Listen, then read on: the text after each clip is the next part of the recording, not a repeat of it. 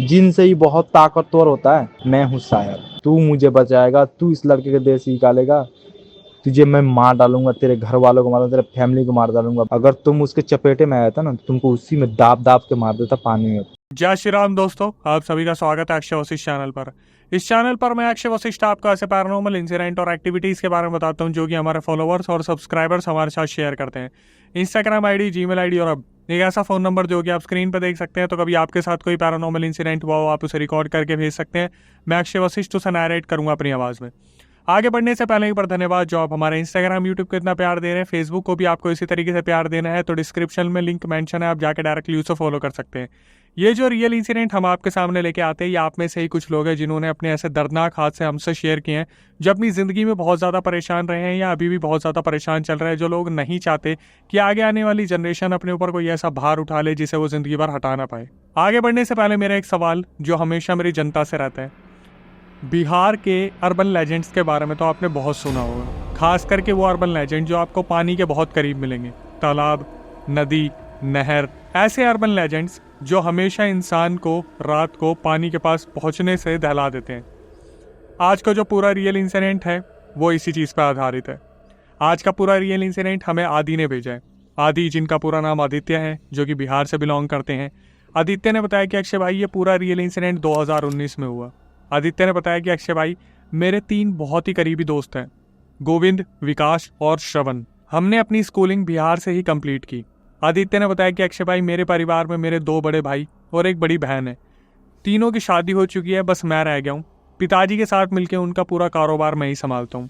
आदित्य ने बताया कि अक्षय भाई, बिहार में हमारा जो मेन काम है वो है मछली बेचने का। आदित्य ने बताया कि अक्षय भाई, बिहार में हमारी बहुत ज़्यादा ज़मीन है और उन सारी ज़मीनों के बीच में हमने अपनी नहर काट रखी है जिसके अंदर हमने मछलियाँ छोड़ रखी थी। तो वहीं से मछलियों का जन्म होता था और उसी नहर से मछलियाँ निकाल कर हम मार्केट में बेचा करते थे।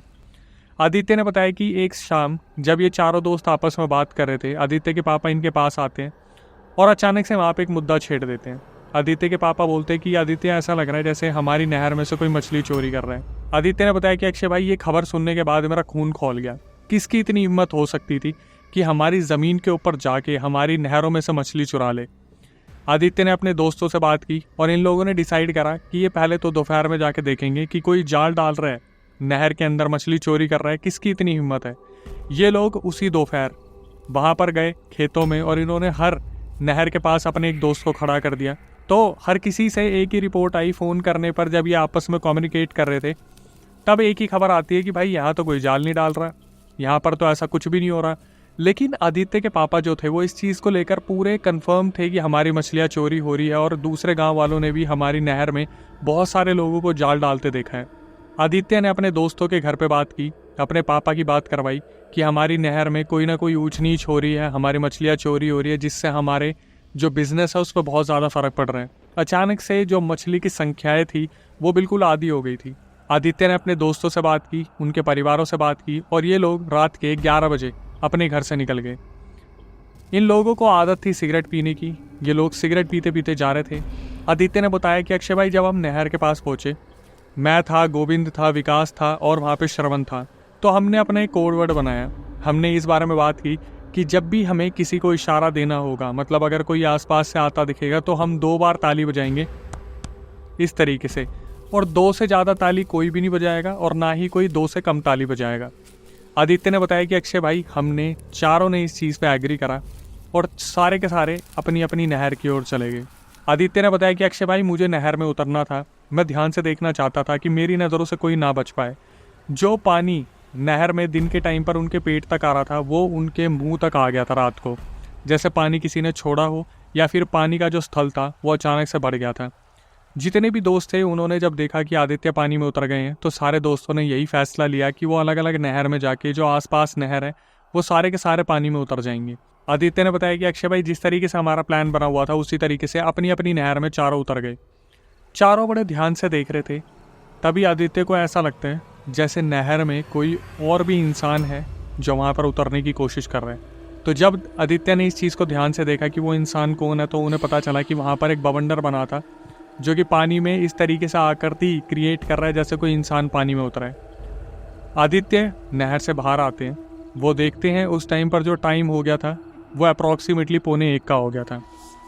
आदित्य बाहर आते हैं और अपने दोस्तों को इशारा देते हैं, 2 बार ताली बजाते हैं। ये सुनने के बाद 2 तालियां और बजती हैं, फिर 2 तालियां और बजती हैं, लेकिन जो और 2 तालियां बजनी थी वो नहीं बजती है। आदित्य को ऐसा लगता है कि जो तालियां मैंने बजाई है किसी एक दोस्त ने उस ताली को सुना नहीं है। आदित्य की ये ताली बजने की जो 2 आवाज़ें थी, इसे सुनने के बाद उनके 2 दोस्त विकास और गोविंद उनके पास आ गए थे।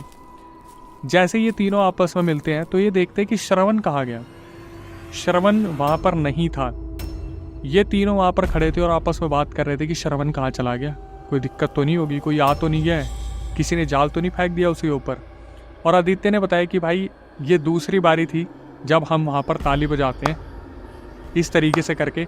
आदित्य ने बताया कि अक्षय भाई हमने 2 बार तालियां बजाई और उस तरफ से ताली की आवाज़ आती है, लेकिन 1 2 3। आदित्य ने बताया भाई जैसे ही हमने सुना कि किसी ने 3 बार ताली बजाई है, आदित्य ने बताया कि मैं, गोविंद और विकास वहाँ पर एक दूसरे को देखने लगे। आदित्य, गोविंद और विकास को लगा कि श्रवण इस टाइम पे मज़े लेने के मूड में है। इन लोगों ने फिर अपने हाथ उठाए और फिर दोबारा तालियां बजाई, 1 2। लेकिन वहाँ से जो आवाज़ आई 1 2 3, इस टाइम पर आदित्य, गोविंद और विकास बुरी तरीके से सहम चुके थे। ये लोग अपनी खेत में नहर के पास खड़े थे और इन्हें ये समझ नहीं आ रहा था कि श्रवण ऐसे कैसे मज़े ले सकते हैं, श्रवण 3 तालियां कैसे बजा सकते हैं। उन्होंने फिर कन्फर्मेशन के लिए एक बार सोचा कि हम आखिरी बार एक बार ताली बजा के देखते हैं। उन्होंने फिर 2 बार तालियां बजाई, 1 2, और वहाँ से फिर 3 तालियां आई, 1 2 3। इन सब चीज़ों को देख के आदित्य बहुत ज़्यादा डर गए थे। वही हाल गोविंद और विकास का था। आदित्य ने इस चीज़ को डिसाइड करा कि हम श्रवण को ढूंढने निकलेंगे कि श्रवण अचानक से चले कहाँ गए या फिर श्रवण ऐसे मजे कैसे ले रहे हैं। इस दौरान श्रवण अपने घर पहुँच चुके थे। श्रवण के साथ वहाँ पर कोई हादसा हुआ था। आदित्य ने बताया कि अक्षय भाई उस हादसे को हम बाद में डिस्कस करेंगे, लेकिन श्रवण डर के मारे सीधा गांव की तरफ भागे और वो अपने घर में पहुँच गए। फिर वहाँ पे जाके श्रवण को ऐसा लगा कि मैं अपने दोस्तों को नहर के पास छोड़ के आ गया हूँ जहाँ पर मेरे साथ हादसा हुआ था, तो वो तीनों भी इस चीज़ के शिकार बन सकते हैं। तो श्रवण अपने घर से निकले और अपने हाथ में वो लोहे वाली टॉर्च लेके निकले जो पुराने टाइम में चला करती थी गाँव में। श्रवण धीरे धीरे चलते हुए खेत की तरफ आए, नहर की तरफ आए। उस टाइम पर उन्होंने देखा आदित्य, गोविंद और विकास तीनों नहर के आसपास घूम रहे थे।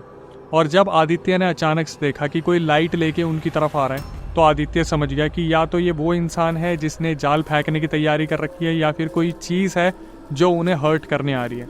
आदित्य ने जब ध्यान से देखा तो वो और कोई नहीं था, वो श्रवण था। श्रवण से इन्होंने पूछा कि भाई तू पागल है, तू अचानक से कहाँ गायब हो गया था। श्रवण ने डरते डरते इनसे बोला कि भाई अभी प्लीज़ मुझसे कुछ मत पूछो, जितनी जल्दी हो सके घर निकलो, यहाँ पर कुछ तो गड़बड़ है। श्रवण की स्टेटमेंट को सुन के वहाँ पर जो तीनों दोस्त खड़े थे, आदित्य, विकास और गोविंद, उनके पैर ठठराने लगे। इन लोगों ने एक ही डिसीजन लिया कि अभी इस नहर वाली एरिया को छोड़ के अपने अपने घर जाएंगे। लेकिन श्रवण की जो सबसे बड़ी कंप्लेंट थी वो ये थी कि पहले मुझे मेरे घर छोड़ो, उसके बाद तुम जाना। इन लोगों ने श्रवण से पूरे रास्ते कुछ भी बात नहीं की क्योंकि ये इतने ज़्यादा डरे हुए थे। आदित्य ने बताया कि अक्षय भाई हम सारे बस आगे पीछे देखते चल रहे थे। आदित्य ने बताया कि अक्षय भाई हम श्रवण को उसके घर छोड़ के चुपचाप अपने अपने घर चले गए। आदित्य ने बताया कि हम रात के 2 बजे तक अपने घर पहुँचे, सब अपने अपने घर पहुँच चुके थे। आदित्य के पापा ने उनसे पूछा कि कोई दिखा, कोई था जो जाल फेंकने वाला था, कौन हमारी मछली चुरा रहा है। आदित्य ने बोला कि पापा हम इस बारे में सुबह बात करें, मैं अभी बहुत थका हुआ हूँ। आदित्य के पापा ने इस चीज़ को उसी टाइम पर टाल दिया और आदित्य सो गए। आदित्य ने बताया कि अक्षय भाई मैंने आपको बताया कि हमारी सिगरेट पीने की आदत है और हम लोग फ्रेश भी खेतों में जाके हुआ करते थे, तो उस टाइम पर श्रवण नहीं आया था। मैं, विकास और गोविंद हम तीनों फ्रेश होने गए थे। हम सिगरेट पीते पीते आपस में बात कर रहे थे और आदित्य ने बताया कि अक्षय भाई वहाँ बैठे बैठे हमारी यही बात चल रही थी कि श्रवण के साथ पिछली रात ऐसा क्या हुआ है जिसकी वजह से वो अपने घर से भी नहीं निकल रहे हैं। इन लोगों ने आपस में डिस्कस किया, ये लोग फ्रेश हुए, लेकिन किसी भी अंजाम तक कोई बात नहीं आई। उसके बाद आदित्य ने बताया कि अक्षय भाई हम अपनी निजी ज़िंदगी में बहुत ज़्यादा बिजी हो गए। आदित्य ने अपने खेत संभालने शुरू कर दिए और विकास और गोविंद भी अपने कामों में लग गए। इसके बाद आदित्य को उड़ती उड़ती खबर आती है कि श्रवण की तबीयत बहुत ज़्यादा ख़राब हो रही है। आदित्य अपने दोस्तों को बताते विकास और गोविंद को कि हमें श्रवण से मिलने चलना है, श्रवण की तबीयत बहुत ज़्यादा ख़राब हो रही है। ऐसा गाँव में हर तरफ चर्चा का विषय बना हुआ है। ये लोग प्लान करते हैं कि हमें कैसे न कैसे तो श्रवण से मिलना ही पड़ेगा और ये एक दिन निकालते हैं जहाँ पर ये श्रवण से मिलने जाते हैं। और जब ये श्रवण की हालत देखते हैं तो श्रवण का वेट बहुत ज़्यादा गिरा हुआ था, श्रवण की आंखों के नीचे डार्क सर्कल्स थे और श्रवण के साथ क्या हुआ था कुछ भी समझ नहीं आ रहा था। उस टाइम पर श्रवण बस अपने बेड पे लेटे लेटे काँप रहे थे और वो कुछ बड़बड़ा रहे थे जो किसी के भी समझ में नहीं आ रहा था। जो श्रवण की मम्मी थी उन्होंने आदित्य से बोला कि बेटा एक काम करो, फटाफट से इसकी दवाई ले आओ, इसकी दवाई खत्म हो गई है। आदित्य ने बताया कि भाई हम तीनों दोस्त सिगरेट पीते पीते गए और वापस आए, हमने श्रवण को दवाई खिलाई और देखते देखते आधे घंटे के अंदर श्रवण हमारे सामने सो गए। आदित्य ने बताया कि अक्षय भाई जिस दिन हम दवाई दे के आए थे उस दिन के बाद श्रवण की तबीयत बहुत ज़्यादा ख़राब रहने लगी। बार बार मोहल्ले में यही बात आया करती थी कि श्रवण किसी भी टाइम इस दुनिया से जा सकता है, श्रवण की तबीयत बहुत ज़्यादा ख़राब चल रही है। आदित्य अपने दोस्तों को लेकर श्रवण के पास जाते हैं और जब ये लोग खाट पे बैठते हैं, श्रवण वहाँ पे आराम कर रहे थे, उनकी मम्मी आसपास नहीं थी, तो आदित्य बोलते कि भाई सच सच बता उस रात तेरे साथ क्या हुआ था, क्योंकि कोई आम बात तो नहीं है कि 1 महीने से ऊपर हो गया तेरी तबीयत ठीक नहीं हो रही है। श्रवण ने आदित्य को बताया कि आदित्य भाई उस दिन जब हम लोग नहर में गए थे, हम सब नहर में उतरे थे, तुम तीनों तो एक साथ चले गए लेकिन मैं सबसे अलग था। मैं जब नहर में देख रहा था तो मुझे ऐसा लगा जैसे मेरे पीछे कोई है। मैंने पीछे मुड़ के देखा और अचानक से पूछा कि कौन है, तो वहाँ से बस एक ही आवाज़ आई कि मैं शायर हूँ। जैसे ही श्रवण ने ये चीज़ सुनी कि वो एक शायर है, श्रवण ने बताया कि भाई मेरा टॉयलेट निकल गया, क्योंकि शायर के बारे में शायद आप नहीं जानते, मैं आपको बता देता हूँ। जिन जिन्नात से ज़्यादा शक्ति रखने वाला है एक ऐसा अर्बन लेजेंड जो बिहार का अर्बन लेजेंड है, जो पानी के करीब मिलता है। कहते हैं कि शायर की आवाज़ सुन के एक इंसान इतना मोहित हो जाता है कि वो अपने होशो हवास में नहीं रहता, और ऐसा ही हुआ था। वो जो एंटिटी थी शायर, वो बोलती बोलती बात करते करते श्रवण को दूसरी नदी के किनारे लेके चलेगी, और जैसे ही दूसरी नदी में श्रवण ने पैर रखा तो उसकी आंख खुली और उसने अपनी आंखों से देखा एक सफ़ेद एंटिटी जो बहुत लंबी थी, जो पानी के अंदर खड़ी थी, और वो साक्षात श्रवण को मारने का वेट कर रही थी, और वो और कोई नहीं था, वो एक शायर था। इन सब चीज़ों के बीच में जो आदित्य थे उन्होंने श्रवण से पूछा कि तू बचा कैसे, क्योंकि शायर अगर तुझसे टकराया है, जो एंटिटी है वो तो कभी नहीं छोड़ती। उस टाइम पर श्रवण ने बताया कि जब मैं दूसरी नदी में जा रहा था शायर के पीछे पीछे, मेरा जब पैर नदी में पड़ा तो मेरी आंख खुल गई, और उस टाइम पर मैंने साक्षात उस एंटिटी को देखा। मेरे मुंह से सिर्फ एक ही नाम निकला, हनुमान जी मुझे बचा लो, जय श्री राम, जय हनुमान, जय श्री राम, जय हनुमान करते करते ये अपने घर आ गए। श्रवण ने बताया कि ये तो दोस्ती में इनकी इतना दम था कि श्रवण लाइट लेके वापस आए इन तीनों को बुलाने के लिए, क्योंकि इन्हें पता था श्रवण को कि अगर मैं लाइट लेके आदित्य, गोविंद और विकास को वापस नहीं लेने जाऊंगा तो ये पूरी रात ढूंढते रहेंगे, लेकिन ये अपने घर नहीं जाएंगे। श्रवण को आदित्य ने बहुत डांटा कि तूने उस टाइम पर हमें क्यों नहीं बताया। जब ये सारी बातें चली रही थी तो पीछे से श्रवण की मम्मी आ गई थी, जो सारी बातें चुपचाप सुन रही थी, और उन्होंने जब ये सारी चीज़ें सुनी तो उनके हाथ से जितना भी सामान था वो गिर गया। इनकी मम्मी ने बिल्कुल भी देर नहीं की और बहुत सारे मौलवी से, बाबा से, तांत्रिक से बात करी। तो इनके घर के पास एक बाबा रहा करते थे जो इस टाइम पर बहुत बुजुर्ग हो चुके थे। इनकी मम्मी भागी भागी गई और जो बाबा थे उन्होंने सीधा बस एक ही बात बोली कि अपने बेटे के हाथ से लौंग टच करवा के मेरे पास लेके आ जाओ, मैं तुम्हें बता दूंगा दिक्कत क्या है। श्रवण की मम्मी वापस गई और श्रवण के हाथों लौंग लगवाई, और जब बाबा के पास वापस आई तो बाबा ने एक ही बात बोली, तुम्हारे बच्चे के पास सिर्फ 2 दिन है, अगर उसे बचा सकते हो तो उसे अभी की अभी मेरे पास लेके आ जाओ। श्रवण की मम्मी ने फ़ोन उठाया, आदित्य, विकास और गोविंद को फ़ोन मिलाया और सीधा बोल दिया कि अगर तुम अभी के अभी नहीं आए तो इसकी जान चली जाएगी। जब ये बात आदित्य, गोविंद और विकास को पता चली कि श्रवण की जान खतरे में है, तीनों वहाँ पर पहुँचे। इन्होंने जब श्रवण को उठाने की कोशिश की तो देखा कि उसका बॉडी वेट बहुत ज़्यादा हो रखा है और वो बुरी तरीके से तप रहा है। इन्होंने अपनी पूरी जान लगा दी और ये घसीटते घसीटते श्रवण को उन बाबा के सामने लेके गए। तो बाबा के सामने ले जाते आदित्य ने बताया कि भाई आप बिलीव नहीं करोगे, जैसे ही श्रवण बाबा के सामने पहुंचा वो ज़ोर ज़ोर से हंसने लगा और ये बोलने लगा, ये बाबा मुझे निकालेगा इस शरीर से। बाबा उस टाइम पर बैठे बैठे देखने लग रहे थे कि अच्छा चलो कोई तो एक ऐसी एंटिटी आई इतने सालों बाद जिससे मेरी भेंट होगी, जिससे मुलाकात होगी और जिससे मेरा युद्ध होगा। बाबा जो थे उन्होंने श्रवण को देख के बोला कि क्या मिला तुझे ये सब कुछ करके, इस बच्चे को तू क्यों इतना दुखा रहा है। तो वो जो एंटिटी थी श्रवण के अंदर जो कि शायर नाम से जानी जाती है, वो सिर्फ एक ही बात बोलती है कि मेरी क्या गलती थी, मैं तो उस नहर के बाहर से जा रहा था, इसने टॉयलेट करा, मेरे ऊपर छींट लगी और मैं इसके ऊपर आ गया, और इसे मैं छोड़ूंगा नहीं, चिंता मत कर, अगर इसे बचाना है तो मेरी ख्वाहिशें पूरी करनी पड़ेगी। बाबा वहाँ बैठे थे, उन्होंने पहले तो पूरी कोशिश करी कि वो जो एंटिटी है वो श्रवण का शरीर छोड़ दे, लेकिन वो इतनी ज़िद्दी एंटिटी थी, वो बिल्कुल भी शरीर छोड़ने को तैयार नहीं थी। उसके बाद बाबा को पूछना पड़ा कि तुझे क्या चाहिए।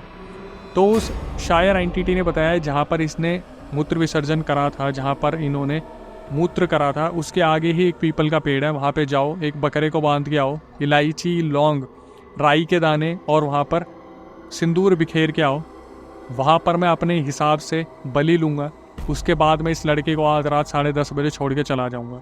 बाबा जी ने फिर भी बहुत कोशिश करी उस एंटिटी को मनाने की कि तू पानी से उभर के आया, तू पानी में वापस चला जा। लेकिन वो जो एंटिटी थी, शायर एंटिटी, वो इतनी ज़्यादा स्ट्रांग थी, वो किसी भी चीज़ को मानने को बिल्कुल भी तैयार नहीं थी। बाबा ने इस चीज़ का आदेश दिया कि जाओ भाई, एक बकरा लेके आओ, राई के दाने, लौंग, इलायची और सिंदूर का सारा सामान, जितना भी श्रृंगार का सामान होता है लेके आओ और उस पीपल के पेड़ के पास डाल के आओ। रात भर क्रिया चलती रही, जहाँ पर सिर्फ वो जो बाबा जी थे वो इस चीज़ का इंतज़ार कर रहे थे कि कैसे भी श्रवण के शरीर को वो एंटिटी छोड़ के चली जाए। और एग्जैक्ट रात के 10:30 बजे आदित्य ने बताया कि भाई हमारा जो दोस्त था, जो अभी तक सर हिला रहा था, बैठा हुआ था एक घेरे के अंदर, वो अचानक से बेहोश हो गया और उसके अंदर की जो एंटिटी थी वो वहाँ से निकल के चली गई। और अगले दिन वहाँ पर पीपल के पेड़ के पास वो जो बकरा था वो वहाँ नहीं मिला। वहाँ पर सिर्फ सिंदूर पड़ा था, लौंग, इलायची, सब कुछ वहाँ से गायब हो चुकी थी। अब इसके बाद आदित्य वहाँ बैठे हुए थे और आदित्य ने बोला कि ठीक है बाबा, इसको तो शायर ने घेर रखा था, लेकिन हमारे खेत में जाल कौन डाल रहा है? कौन है वहाँ पे जो हमारी मछलियों को कम कर रहा है? बाबा जी ने बताया कि बेटा, तुम्हारे जो नहर है उसमें एक पंडुबा रहता है, पंडुबा, जो वहाँ पर 3 बार तालियां बजा रहा था और वो बस इतना चाहता था कि तुम उसके करीब चले जाओ। वो तुम्हें कीचड़ में दे के मारता, तुम्हारे पूरे मुंह में, कान में, नाक में कीचड़ भर देता। वो सिर्फ पंडुबा इस चीज़ का वेट कर रहा था कि कोई भी इंसान गलती करके उसके पास चले जाए। ये तो तुम लोग वहाँ से हिले नहीं और श्रवण टाइम पे वापस आ गया, जिस वजह से वो पंडुबा वहाँ से चुपचाप चला गया। तो आदित्य ने पूछा कि ये शायर कहाँ से आ गया पानी में? तो बाबा बताते कि बेटा, इस साल तुमने पूजा नहीं करी अपनी नहर की, जिस वजह से शायर आ गया था। पूजा होती है शायर को रोकने के लिए, अदरवाइज उस नहर में मछलियाँ ही नहीं मिलती, आती ही नहीं है, या फिर शायर या पंडुबा खा जाते हैं, जिस वजह से ये पूरी नहर हॉन्टेड हो गई थी। बाबा ने बताया कि अपने पिताजी से बोलना है कि इस साल पूजा पाठ करवाएं, नहर का थोड़ा सा ध्यान रखें, इस तरीके से अपने खेत खलियान को अकेला नहीं छोड़ते, भगवान का हाथ हर तरफ होता है। आदित्य ने बताया कि बाबा जी ने सबको बचा लिया था, पंडुबा भी जा चुका था, शायर भी जा चुका था और हमारी नहर को मुक्त कर दिया गया था, उसे किलवा दिया गया था। लेकिन फिर उसी साल 2019 में आदित्य के पापा ने नहरों की पूजा करवाई, सब कुछ ठीक करवाया और अब वो लोग बिल्कुल मुक्त हैं। इसके बाद moral of the story conclusion में आदित्य ने बताया कि अक्षय भाई, जिस तरीके से मैं रिकॉर्डिंग भेज रहा हूँ, जिस तरीके से मैं लोगों को बता रहा हूँ, इसी तरीके से एग्जैक्ट वर्ड बताना कि रात को नहर के पास अबेंडेंट ऐसी कोई भी नदी हो या कुछ भी पानी वाली चीज़ हो, उसके पास ना जाए। वहाँ पर पक्का 3 एंटिटीज़ हो सकती है, बाघ, पंडुबा या शायर। आदित्य का मानना है कि हम शिकार होते होते बच गए, क्योंकि टाइम पे हमें सारी चीज़ों का पता चल गया, वरना शायद सबसे पहले हम श्रवण को खो देते। ये तो एक मुद्दे वाली बात थी कि हम गांव में थे और गांव में चीज़ें छुपती नहीं है, बहुत कम टाइम में बहुत जल्दी कोई भी खबर जो है वो आग पकड़ लेती है, जिस वजह से गाँव में ये श्रवण का चर्चा बहुत ज़्यादा मशहूर हो गया था। अदरवाइज़ शायद शहर की बात होती तो श्रवण कब के चले भी जाते और कुछ पता भी नहीं चल पाता। इसके बाद जरा एक बार सोचिए दोस्तों, जिस तरीके से हम मेहनत करते हैं, हमारी आपसे क्या ही डिमांड होती है कि जो नए व्यूअर चैनल पे आए वो चैनल को सब्सक्राइब कर ले, बेल नोटिफिकेशन ऑन कर ले, क्योंकि आप लोग जिस तरीके से हमसे कनेक्टेड होते हो, हम जिस तरीके से सब्सक्राइबर से कनेक्टेड होते हैं, उनसे एक एक चीज़ निकलवानी, उनसे बात करनी, कोऑर्डिनेट करना, फिर उनके कमेंट को पिन करना, इतनी मेहनत कौन करता है यार। इसके बाद सिर्फ हमारी इतनी सी ही डिमांड होती है कि चैनल को सब्सक्राइब कर ले, बेल नोटिफिकेशन ऑन कर ले। और इसके बाद एक सबसे मज़ेदार चीज़ जो मैं आपको बताने वाला हूँ, हमारा जो दूसरा चैनल है जिसका नाम है अक्षय वशिष्ठ हॉरर शो, जहाँ पर हम गेस्ट को बुला रहे हैं, साथ साथ सब्सक्राइबर्स को भी बुला रहे हैं। आप भी वहाँ आ सकते हैं, वहाँ पर कैमरे के सामने अपना पूरा रियल एक्सपीरियंस बता सकते हैं। अगर आपके साथ कुछ हुआ हो, आपके रिलेटिव्स के साथ कुछ हुआ हो, प्रक्रिया में आपको बता देता हूँ। आपको जो स्क्रीन डिस्क्रिप्शन पर नंबर दिख रहा है, वहाँ पर आपको पूरा रियल इंसिडेंट रिकॉर्ड करके भेज देना और मेंशन कर देना है कि अक्षय भाई हम पॉडकास्ट में आना चाहते हैं, दिल्ली में हमारा सेंटर है। आपकी रिकॉर्डिंग को एक बार रिव्यू किया जाएगा, उसके बाद आपको बुलाया जाएगा, आप कैमरे के सामने पूरा रियल एक्सपीरियंस बता सकते हो। और मज़ेदार पॉडकास्ट निकल के आ रहे हैं, जहाँ पर लोग बता रहे हैं कि उनके घर में इतनी सारी एंटिटीज़ हैं जहाँ पर वो अब तक उन चीज़ों से मुक्त नहीं हो पा रहे हैं। इसके बाद कभी आपको लगे कि आपके साथ कोई पैरानॉर्मल इंसिडेंट हुआ है, आप उसे रिकॉर्ड करके भेज सकते हैं। स्क्रीन डिस्क्रिप्शन पर नंबर दिख रहा है, मैं अक्षय वशिष्ठ उसे नैरेट करूँगा अपनी आवाज़ में। आखिरी में आके मैं यही बोलूँगा कि जिस तरीके से इंस्टाग्राम, यूट्यूब का आप प्यार दे रहे, फेसबुक को भी उसी तरीके से देना है। डिस्क्रिप्शन में लिंक है, जाकर डायरेक्टली फॉलो कर लीजिए। और माँ बाप का जितना ज़्यादा हो सके ध्यान रखिए। जो हमारी ज़मीन होती है उसी से हमें अन्न मिलता है, उसी की हम पूजा करते हैं। हम घर पे हमेशा नया घर लेने के बाद गृह प्रवेश करवाते हैं। प्रकृति से मजाक मत करिए, जितना हो सके बनाई हुई जगह पर टॉयलेट कीजिए, ऐसे खुले में टॉयलेट मत कीजिए। किसी एंटिटी को दावत ना दे कि वो आपको खुद घेर ले। जो लोग हैं उनसे मेरी रिक्वेस्ट है जो जाके पार्क में टॉयलेट कर देते हैं, पीने खाने के बाद कहीं भी ऐसे टॉयलेट कर देते हैं, उनसे रिक्वेस्ट है भाई थोड़ा सा सोच समझ के। किसी पेड़ को अगर आप गंदा करोगे तो वो पेड़ किसी का घर भी हो सकता है। आपको कैसा लगेगा जब आपके घर के बाहर कोई टॉयलेट करके चला जाएगा।